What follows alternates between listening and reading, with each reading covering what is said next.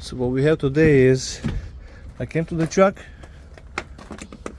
and there is no signs of life. Switch it on, nothing happens. Now I tested the voltage on the batteries. It was good. It was 13.5 or 13.4, something like that.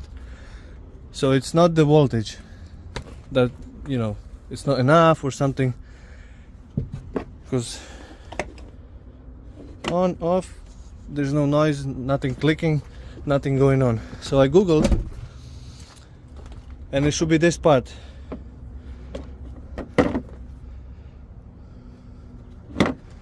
Somehow it gets wet.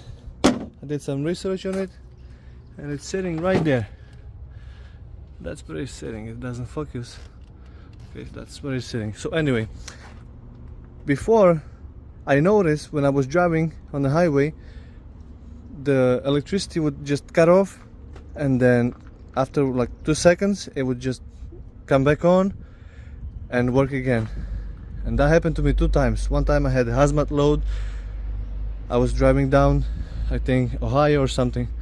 It just cut off and it didn't come back again, so I had to stop on the shoulder, switch the key off and then on again, and it started working again. But after that I parked the truck. I was out for 10 days, came back to this. So we'll see if this is gonna fix it. Okay, so there's the new part.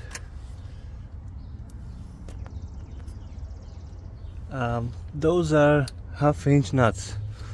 Now to get to it, you remove this, just cut the zip ties, then you're gonna replace them with the new ones.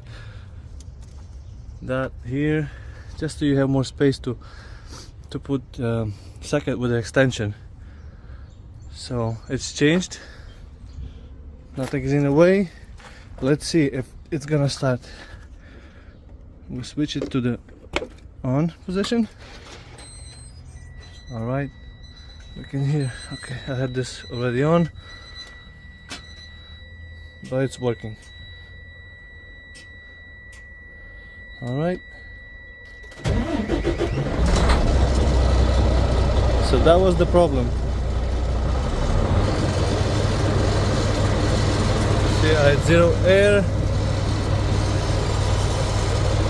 Always remove that seat. If you don't use it, remove it. You have more space.